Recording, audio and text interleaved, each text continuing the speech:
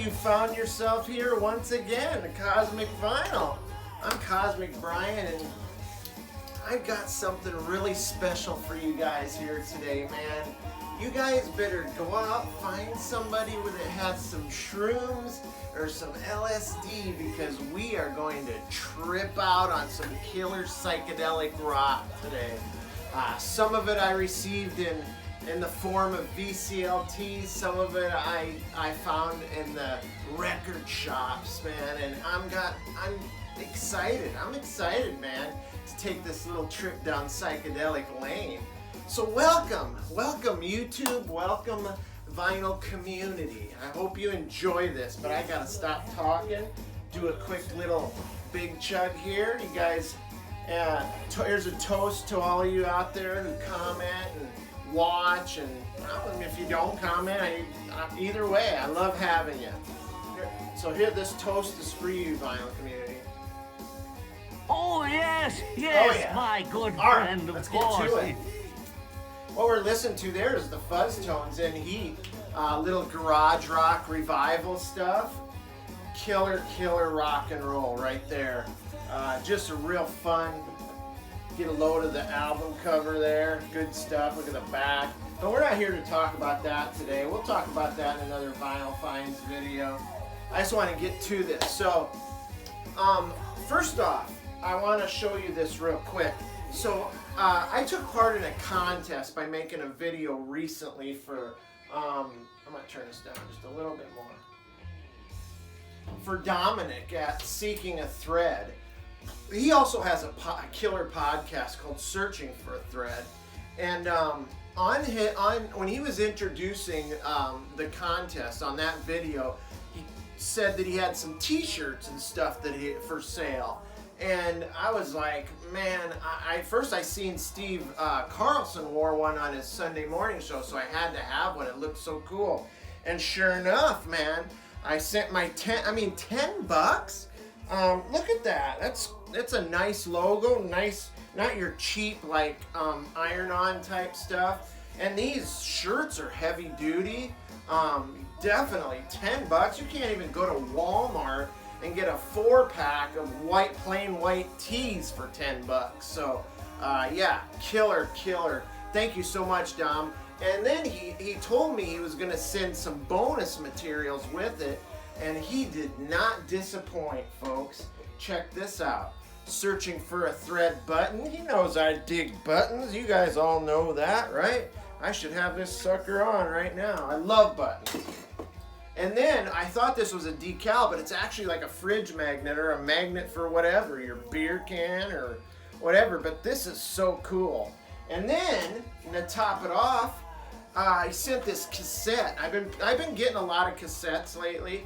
This one's called Fried Toast, Dosed Cowpokes and Remote Rock. I haven't had a chance to dive fully into this yet, but I did listen to it for a while yesterday, and what I liked, I enjoyed. I will continue to finish listening to this a little later today, but cassette came. But I'm going to use the album that he sent to start off this cool psychedelic trip that we're going to go on. So this one's called the Peabody Company. Now, I knew nothing about this. But when I dug in and did a little research, I found out that this was actually believed to be an unknown late 60s garage punk, psychedelic acid punk band. But nobody knows who they were. Nobody has any idea who these guys were. And they left behind 6 10-inch acetates of the songs that they did, right? And there was one copy of it, one set. So, I'll even read this to you here. It says, this album collects a rare set of 6 10-inch acetates, of which there is only one known set in existence. The actual date of the original acetates is unknown, but it could be from the late 60s. Every effort has been made to contact the band. If you're a member of Peabody Company, please contact us. Again, nobody knows who they are. and it's on this amazing outsider record label, kind of like a crazy looking like Vertigo Swirl kind of a thing. But yeah, this is wild. It's not the greatest, but I'll tell you a little bit about it. The singer is a bit pitchy, but they do they open up with a pretty cool cover of Can't Explain by The Who, and like I said, this guy's no Roger Daltrey, but they did have a song on here that's the standout. It's a cover of Tobacco Road. Fuzzed out guitars, killer banging drum solo, and again, the vocals are a little bit off key, but these guys weren't out to conquer the rock world. They just were guys who wanted to play music and put it down on wax. But anyway, just when you think you've got enough fuzzed out guitar, killer drum solo, then they come in with this wild ass theremin solo at the end, and it's just it's killer. So anyway, this is great. I appreciate this, Dom. That was really killer of you to throw in there. I love it. But let's move on. And then another fellow in the vinyl community who I adore and respect in so many ways is Bill Young from the Michigan Record Club. Go check out his channel as well. He was very generous, sent me a couple records in the mail.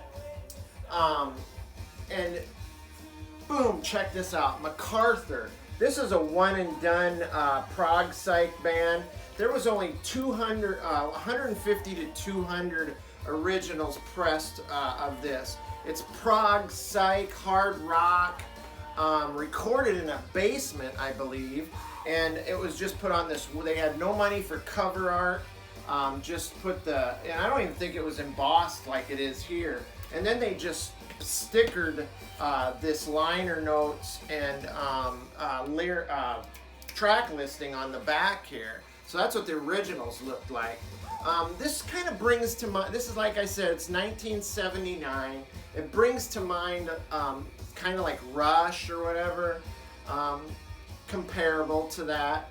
But the thing that stands out on this is the guitar work. It is absolutely fantastic. This guy is a player, for sure. You're not going to hear anything mind-blowing on this, but this is a solid progressive rock album with killer guitar. Just out-of-sight guitar work. Bill, I thank you for this. It was everything you said it was going to be, my friend. And then, and if that wasn't enough, he sent this. This is Christopher. This is a highly sought after, the originals anyway, psychedelic rock band. This was originally released in 1970. It's got this Obi strip on here. It's on there pretty tight. I didn't want to really fight with it. I don't want to ruin it. I wanted to show you, but you just have to look it up if you want to see the full cover. But these guys are from Texas. Lots of cool bands out of Texas back in the 60s. But I describe this as a cross between the Damnation of Adam Blessing and Cream. The guitar work is very creamish. Creamish? Is that? I don't even know if that's a word, but we're going with it. And the vocals are definitely sound a little like Clapton-ish. Another made-up word. But yeah, fuzzy, dreamy, trippy, sometimes a bit folky, but there's some hard rockers on here too. This is another solid rarity, another one and done band. But yeah, like I said, a rare find if you get originals, and they're quite expensive. So, and then I found this down here. That this is nice, and it's called "The Thoughts of Emerless Davjak" by Davjak by The Nice, and it's got this pink immediate label there. This album is, I don't understand why doesn't cost more, but you can get this record from $10 to $15 all day. It's psych, prog, they're from Britain. the name, the Emerless Davjack, is actually a combination of all their last names. Keith Emerson, Lee Jackson, David O'List, and Brian Davison. So yeah, that's where they came up with the title of the album. Originally, Mick Jagger was slated to do the production on this album, but due to a conflict of scheduling, he could not do it. And then another little bit of trivia for you. There's a song on here called Flower King of Flies. Supposedly it's about Paul McCartney. Yeah, so you get a little trivia here at the Cosmic Realm. If that question ever comes up in Trivial Pursuit, you got it, right? But anyway, this is so much better than what they'd come out with later, in my belief anyway.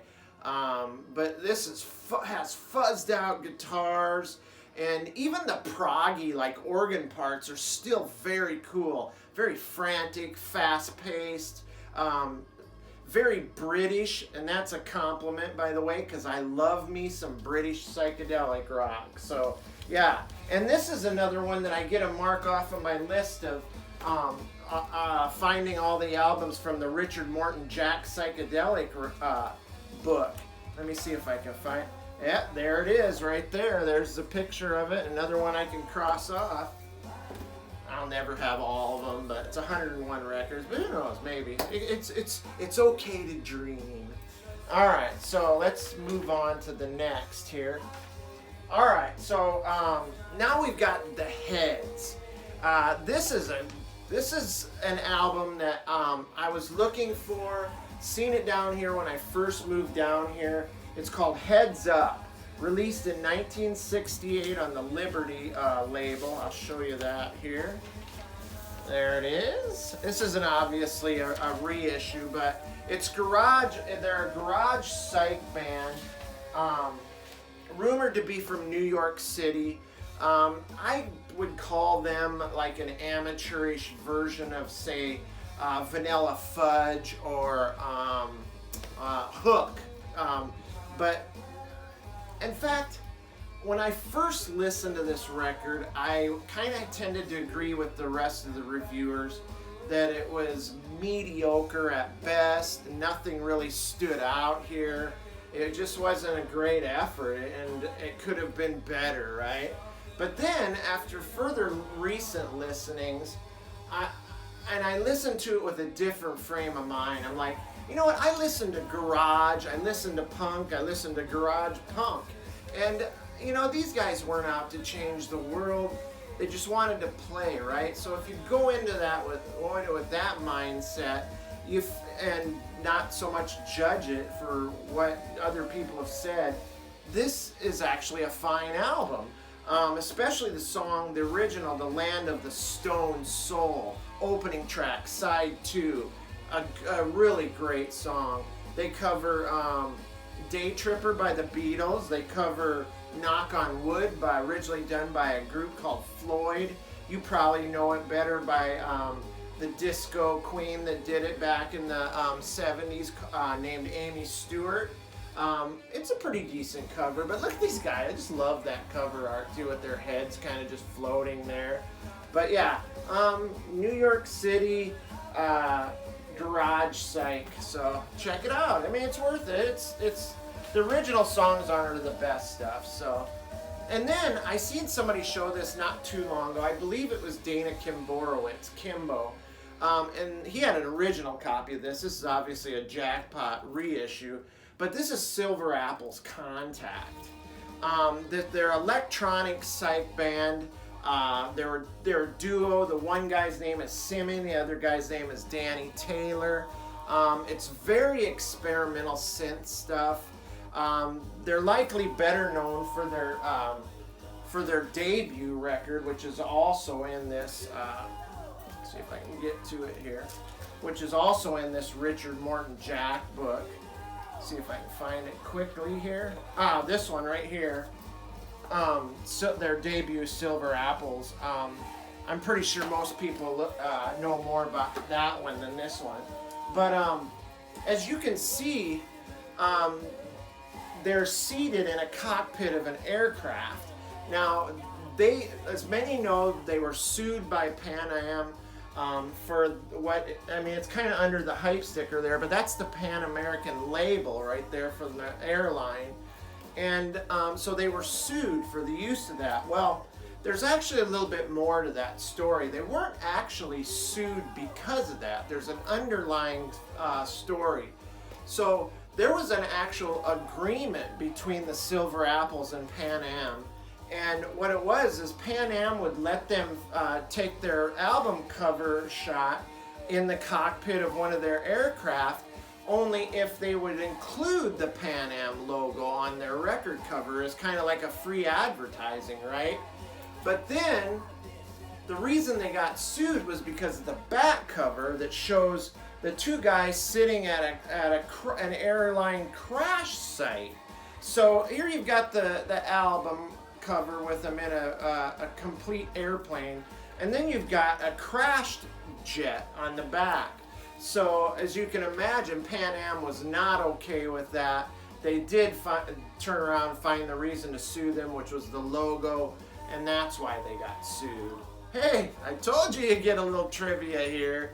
But yeah, something about this, it's so far ahead of its time, so experimental. I just can't imagine seeing those guys set up and play, shared gigs with like Jefferson Airplane or the Grateful Dead, and having the fans just be there listening to what they're hearing there. This setup of like 8 or 9 synthesizers all running together, and I just imagine their minds were completely blown. It's so far ahead of its time. And they predate like bands like White Noise and Can too. So anyway, Silver Apple's Contact. Now this one I was absolutely super stoked to get. I seen it at the record store not long ago, and I thought, I'm not picking that up. It's in too bad a shape. I changed my tune when I actually took the record out and looked at it. This is SRC's self-titled album, released in '68 on Capitol Records. Now you can see it's got some pretty significant damage on the cover. There's even Ann Weber, who owned this before, apparently wrote her address and phone number on them. We should call her. We should call her and say, hey, look at this, I got your record. No, I'm not going to do that. But anyway, it was pretty beat up. But then I pulled the vinyl, and the vinyl looks fantastic. It's got maybe some minor scuffage on it, but I was like, for less than $20, I'm all over it, right? Now, I kind of wondered what SRC stood for, so I kind of looked it up. It stands for, I'm going to have to refer to my notes here, Scott Richard Case, who was formerly the singer of a band called Chosen Few, who was recruited to be in this band. Now, it's not heavy psych, but it's got everything you want in a psychedelic record. It's got fuzzed out guitars, distortion, it's got killer Hammond organ, great groovy vocals and songwriting, although I've seen other reviewers trash it because it's a little too poppy, but I kind of like the mix of the poppy vocals and the heavy guitar distortion. That does it for me. So now let's move on. We're getting to the meat of this. I told you there would be some really good stuff here, and I was not lying. Now a lot of people have seen this. It was shown when it came out 4 years ago, but I could never lay hands on this. This is Acid Nightmares, Warfaring Strangers. Look at this killer cover art. I mean, that is just mind-blowing. This was released in 2017 by the Numero Group. It's a comp of all these wild-ass let's just describe it this way. Hippiedom in the late 60s was coming to a fast crash. Its demise was imminent. And this record right here basically is a musical documentation of that occurrence. I mean, tainted LSD, brutal killings, loud motorcycles. I mean, the killings, like Altamont comes to mind with the Stones and the Hells Angels. Charles Manson murders come to mind. I mean, that's the backdrop that these young teens who are listeners to rock and roll had for an inspiration. And these guys didn't, these kids didn't have video games to hang out and play all day. So they picked up guitars and started bands, right? And what they created was deafening fuzz, satanic screams, proto-metal monstrosities. This is 18 distorted tales of dope fiends, pill poppers, and bad acid trips. Influenced by the likes of, say, Blue Cheer, which their name is taken from a form of bladder acid from back in the day that was very potent, basically created by an engineer for the Grateful Dead that produced that acid. Blue Cheer. And then you have like this incredibly intense trip, right? But yeah, this is fantastic. Check out the vinyl. First I gotta pull this out. But you gotta check out the colored vinyl as well. It's this beautiful like neon yellow. I'm so happy. I mean, when this thing first came out, it shot up immediately in price. I mean, it went to like $50, $60. I was lucky to find a copy down here in the record store for around like $30, and it's a double album. God, I can't get it in there. God dang it. I'm fumbling around here like a teenager in the backseat of the car with his girlfriend. Anyway, check out this booklet. This is the killer cover art. There, I thought that was falling. Tells about all the bands, tells like a little brief history of their origin and how the songs came to life for this record. This is just a great package to have. I love this. And now, the grand finale, folks. This is an album I've been looking for so long. I thought, there's no way I'll afford an original. But now, this year, they've come out with a reissue of Velvet Fog. Oh man, look at that cover. Just dig on it for a minute. Velvet Fog. That's fantastic. British psychedelic band with a little bit of prog leanings to it. Originally recorded in 1969 on Pi Records. Tony Iommi from Black Sabbath was actually a former member of this band, but he left the band to go form Black Sabbath. But back in Birmingham in the late 60s, there was this burgeoning like alternative rock, underground rock scene. And this band was supposed to be one of the preemptive strikes, a band that was going to strike it while it's hot, right? And they put together a killer live gigs with light shows and go-go dancers. I mean, I can't imagine. I mean, check out the controversial cover here. I mean, this was just mind-blowing, I bet, back then, with the two girls, with the naked girls with their strategically placed body paint. What you see here is what you get inside. But yeah, they had go-go dancers, great. I mean, this is psychedelic pop, psych rock, fuzzy. This is fantastic stuff. But unfortunately, poor record sales. And even though they had pretty decent support from their record label and a positive review and feedback by John Peel, they just could not hold it together and get past the fact that they didn't sell hardly any records. So it led to their breakup. The organist in this band, Frank Wilson, went on to be a member of Warhorse. Now check them out. That's an album I'd like to have. But yeah, the music on this has appeared on several comps. This is an original. This is a reissue of the original. You got to check this out. I mean, while we're showing colored vinyl, I love this. Whoo, purple vinyl, absolutely gorgeous. But yeah, Velvet Fog, I couldn't believe it. When I seen it, I was like, man, I gotta have it. But anyway, that's our show for the day. I'm glad that you guys showed up. Thanks for stumbling into the cosmic realm. I hope you guys have a great rest of your weekend. Have a great day. I love you guys, man. Stay safe, stay cosmic, and come on back. Hit the subscribe button. hit the like, dislike button. Just don't hit me, okay? Peace out, guys. It's cosmic vinyl.